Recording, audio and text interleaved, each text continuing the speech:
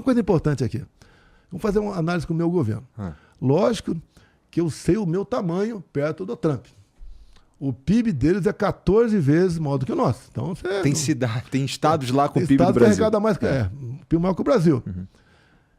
Então, quando o discurso dele, no dia 20 de janeiro, ele falou 4 linhas da economia, né? Primeiro é desregulamentação. O Marinho, que estava lá com o Paulo Guedes, revogou mais de 5 mil normas regulamentadoras. Então, para quem é empregado, não sente muito. Patrão fica feliz. Menos chance de um mal fiscal vir aqui me extorquir. Daí ele falou em desburocratização. Na parte governamental, nós transformamos o Brasil o segundo país mais digital do mundo. O teu telefone está aí, tua identidade, dá um montão de documento aí. Você pode comprar e vender um carro aqui em São Paulo por aí. Você tem assinatura digital. Isso aí ajuda pra caramba. A terceira linha do Trump: reduzir impostos, inclusive para os super ricos. Reduzir, inclusive para os super ricos. Ele botou, hein? Se você fala isso aqui, você tem um choque, né? Mas é que aqui, o que é reduzir imposto para super rico no Brasil? O que Olha só, ele está diminuindo gastos. Ele gastava, por exemplo, com a WasteAid, né? Uma empresa lá esquisita lá, 50 bilhões de dólares por ano. Que o dinheiro não ia para obras sociais. No meio do caminho, ajudava até o Hamas. Aqui no Brasil está chegando à conclusão onde entrou esse dinheiro. Pelo que tudo indica, teremos uma surpresa por aí. Não quero adiantar porque eu posso estar equivocado. Tá. Nós aqui no Brasil, nessa questão de reduzir impostos, te falei agora há pouco, os impostos federais, de combustíveis, etc. E a última linha dele foi choque de energia. Ele falou que ia explorar. Ele acabou com a lei, por exemplo, que obrigava a ter uma cota de carros elétricos lá. Você vai em Fernando de Noronha? Eu fui um tempo atrás, 6 anos atrás. Tem 2 semanas. Eu fui 6 anos atrás. Tem um carrinho elétrico na ilha, mas é recarregado numa termoelétrica pequenininha que tem lá. Hoje tem carro elétrico pra cacete, não, mas é uma termoelétrica que tem lá. Fica até mais caro.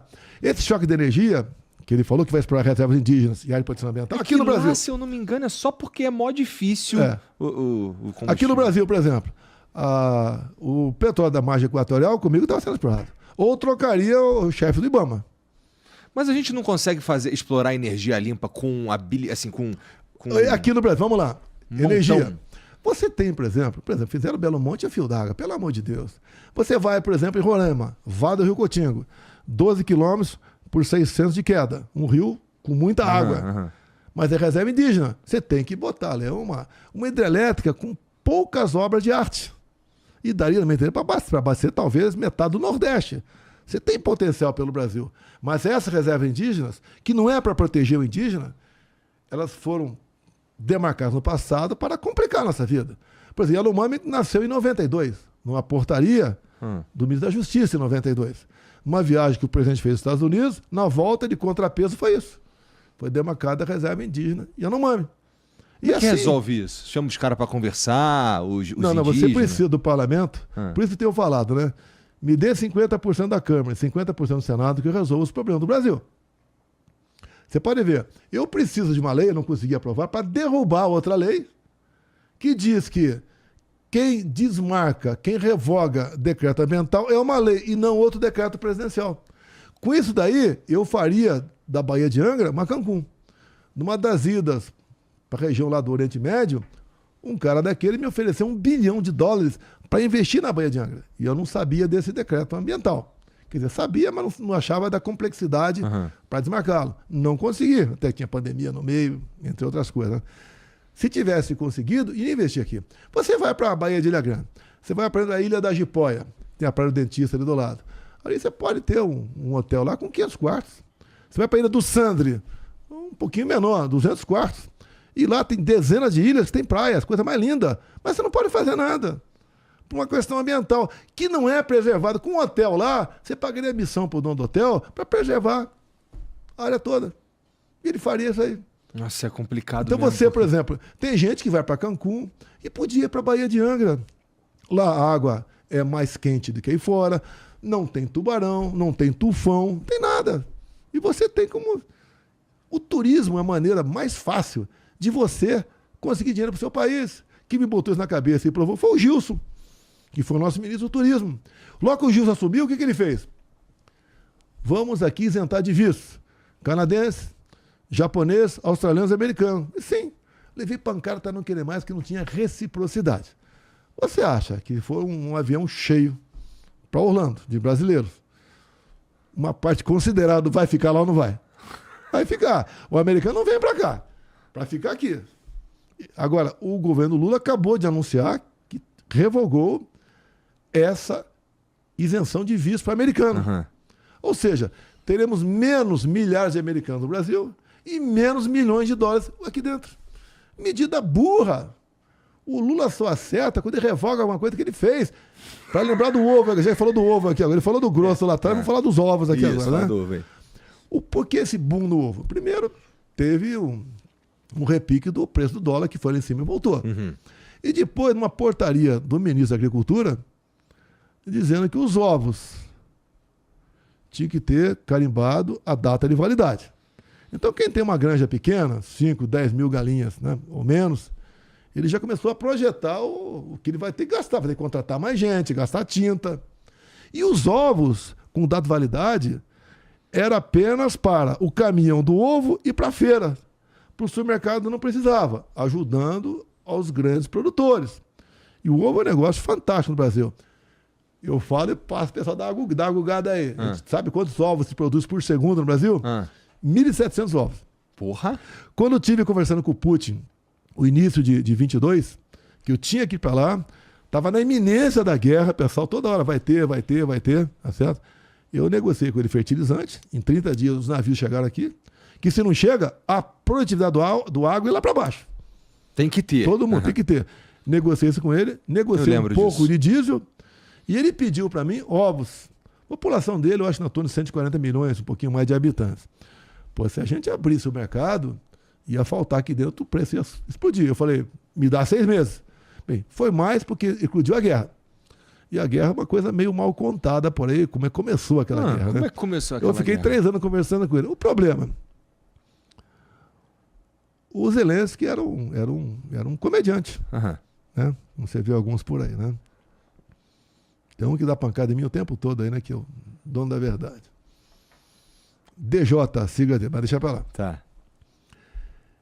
E ele fez uma campanha, se você ver os vídeos da campanha dele, ele tá tocando piano, um dos vídeos tá tocando piano, bacana.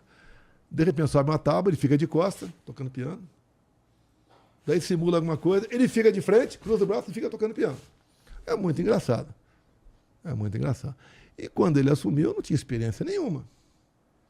E daí, alguém buzinou no ouvido dele, muito bacana, né? Ele entrar para a OTAN. Entra para a OTAN, tem um montão de regra. Armamento, país solidário com o outro, um montão de coisa lá. E permitiria você botar ogivas nucleares na fronteira com a Rússia a 5 minutos de Moscou. Você volta um pouquinho no tempo, 62, Baía dos Porcos, onde a União Soviética queria botar mísseis. Uhum. A poucos minutos de ponto estratégico dos Estados Unidos. O americano tirou de lá. Aqui foi a mesma coisa. Antes que ele consolidasse, ele pegou e resolveu invadir. Cada um pense o que bem entender. Eu tive com o Zelensky, pessoalmente, no começo por telefone. Ele queria que eu aderisse o boicote, tá? Que o Brasil pode ter uma coisa. Lógico, eu estava bem acompanhado comigo, tá certo? E o Brasil tinha condições de aderir ao boicote nessa época? Você pode dizer, mas eu perguntei para ele, desculpa, eu sei da tua situação. Agora vai resolver o assunto? Se a Rússia deixar de fornecer fertilizantes para nós, e nós temos o que nós importamos, lá na foz do Rio Madeira. Uhum. Você não pode tirar porque é reserva indígena. Olha que país é esse? Eu até elogio o Aldo Rebelo, que trata muito bem desses assuntos, que foi lá atrás do PCdoB.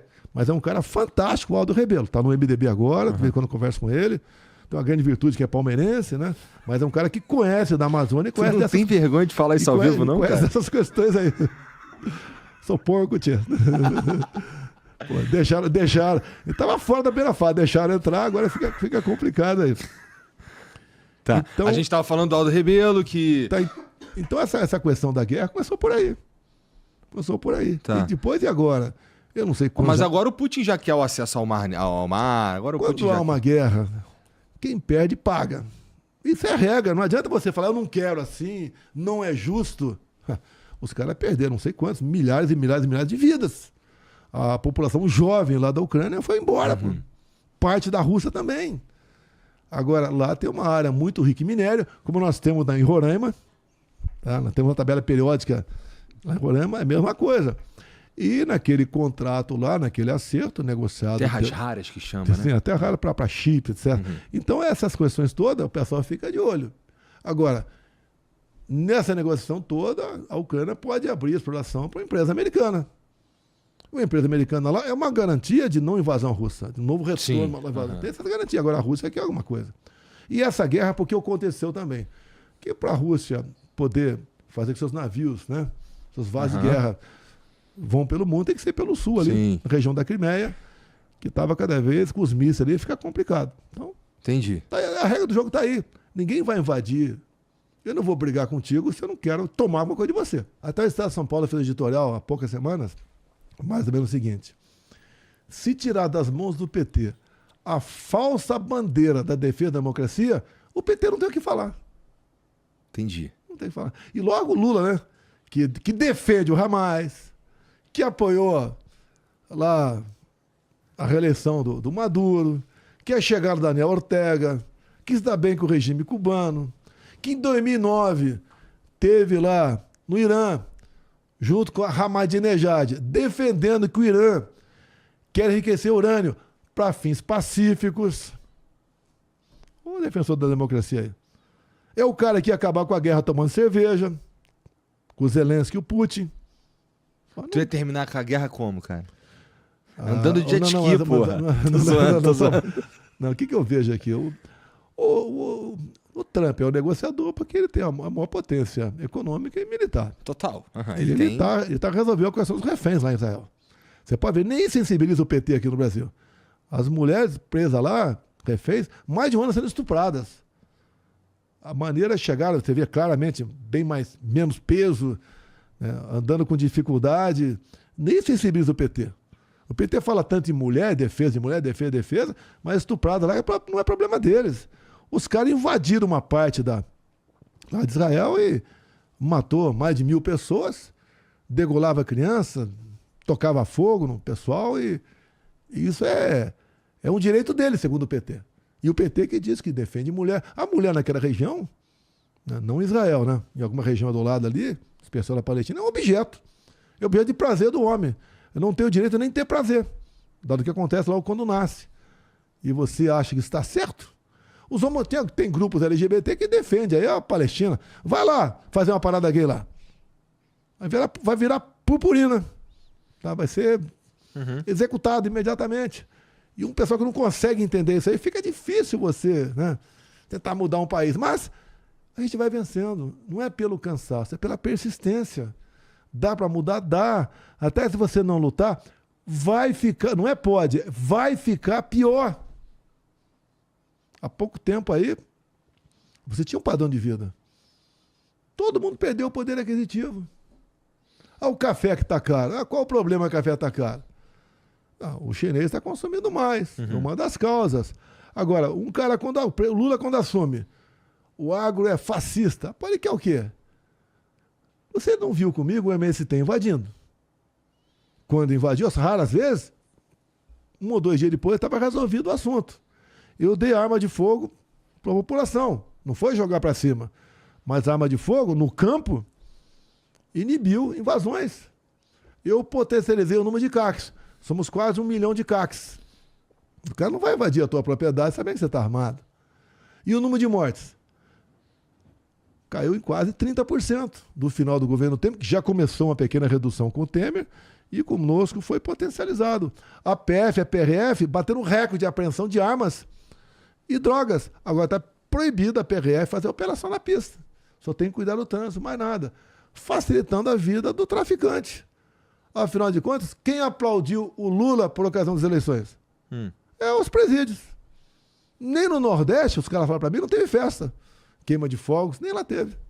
Um negócio bastante tímido. Enquanto eu arrastava multidões, o cara não arrastava ninguém. Entendi. O Estado de São Paulo também fez uma matéria editorial há pouco tempo. porque eu cito algo da imprensa, né? Porque eu falando às vezes não vale, né? Que o PT é um partido popular sem povo. Sem povo, bota um parênteses. Voto. Não tem. Como é que chegaram lá? O que aconteceu? E quem fala de urna eletrônica é bandido. Está tentando, quando está dando direito, tem que ser condenado a 28 anos de cadeia, porque o golpe, segundo a Polícia Federal, começou numa live que eu fiz em julho de 21, criticando o sistema eleitoral. Eles falam atacando, é criticando. Tanto é que a brecha para começar a prender gente e fazer barbaridades começou quando o TSE, ter recém-chegado lá o senhor Alexandre de Moraes, cassou o mandato do deputado Francisquini do Paraná. Porque faltavam 10 minutos para acabar a sessão, acabar as eleições, ele fez uma live dizendo, ó, muitas pessoas estão mandando um vídeo que está tentando apertar o 17 e aparece outro cara. E realmente, muitos vídeos. Então, para calar a boca de todo mundo e criar uma jurisprudência, para quem criticar o sistema eleitoral, que é atentado contra a democracia. Você não pode duvidar das maquininhas do sistema eleitoral. Se duvidar, é um atentado à democracia. Começaram essa barbaridade com ele. E está na reta aqui uns 15 parlamentares do PL, entre eles o Nicolas, o Gaia, meus filhos, e tornar-se inelegíveis por críticas ou outras questões, como fake news. Não tem tipificação penal de fake news. Eu não devo, mas eu posso mentir para você. Qual a pena? Prisão? Perdeu direitos políticos? Estamos caminhando para isso aí. E você que tá assistindo esse vídeo aqui no Talk Flow, dá pra você virar membro, cara, do Flow agora. É um botãozinho do lado do botão de se inscrever. A gente faz um programa semanal só pros membros. Olha. Então fique esperto aí. Se quiser virar membro, tá bem aqui do lado, é mó merreca, custa menos de R$8, irmão.